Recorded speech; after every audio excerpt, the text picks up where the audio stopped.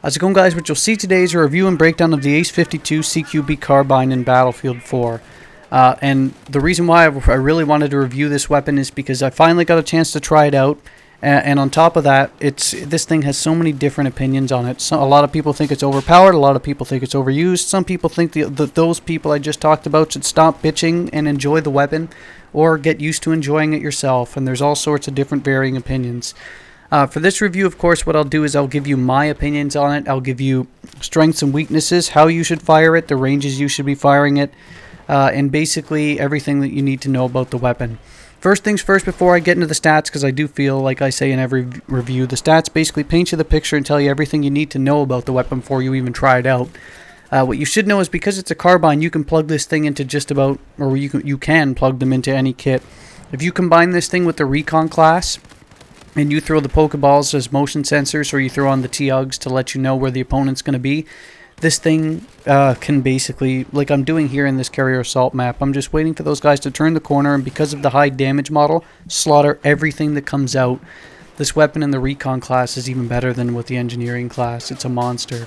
But I'll break down the stats. When you actually look at the stats, it has a higher than average damage model because it has a max damage of 34, a minimum of 20, which is puts it on Scar 8's level. It has a higher damage model than other carbines and just about every other assault rifle. The damage drop-off starts at 8 meters, ends at 50 meters. Its fire rate's a bit lower than the average of about 750 rounds per minute because it fires at 650 rounds per minute. Now, because of the high damage model, though, that 100 round per minute damage output is not a significant difference. Trust me on this. The muzzle velocity is a bit lower on average because it has a 400 meters per second, and that's to sort of balance out the fact that this thing's going to be, per bullet, emitting tons of damage. If the muzzle velocity was, say, 600, this thing's time to kill would be, well, it'd be obscene. No one would use any other weapon. Its magazine size is pretty decent, 26. The Scar H it's got the same damage model, but it only has a 21 magazine size. Most other carbines and assault rifles have around 31. This one's 26. It splits the difference. It's pretty good. And if you pair that with a reload time of 3.1 seconds empty and 2.2 seconds when there's a round left in the chamber, you have an extremely high damaging output carbine with a great reload time. And there's not a lot to complain about with that, unless you're going to complain it's overpowered.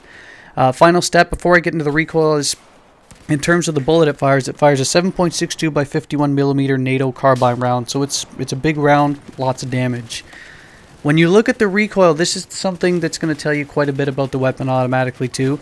The average vertical recoil is about 0.3 to 0.4 as a decimal. When you look at this, the vertical recoil is 0.45 in terms of vertical recoil, so it has a very pronounced vertical recoil.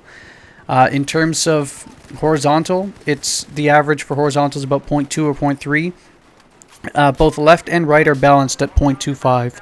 The decimal itself in this case isn't really a big difference. 0.25 is nothing, but it's the fact that they're balanced left and right means this thing has no horizontal deviation whatsoever when you fire, which is a gigantic advantage over other weapons automatically. It means you can mag dump this thing, and as long as you're able to basically account for that horizontal or the vertical recoil, which you won't be able to without tap or burst firing, but that's besides the point. It means there will be no horizontal deviation. If you compensate by this thing by using either, say, the muzzle brake, but you will increase the penalty for automatic fire, so I wouldn't use it there, but you can. It's your choice. This thing is a laser beam with an extremely high damage output. It's a monster. Based on that, of course, what I typically try and do is use the reflex sight or the coyote sight, the laser sight for any hip fire surprise situations. What I typically don't throw on the muzzle brake, but you can if you're worried about that the vertical climb you're going to be facing. And other than that, what I usually do is just throw on a flash hider, and I'll use the angled grip instead of the ergonomic to reduce that first shot recoil to make this thing a laser beam with tap or burst firing. But overall, my opinion on this weapon is it's a monster. It's one of the best in the game.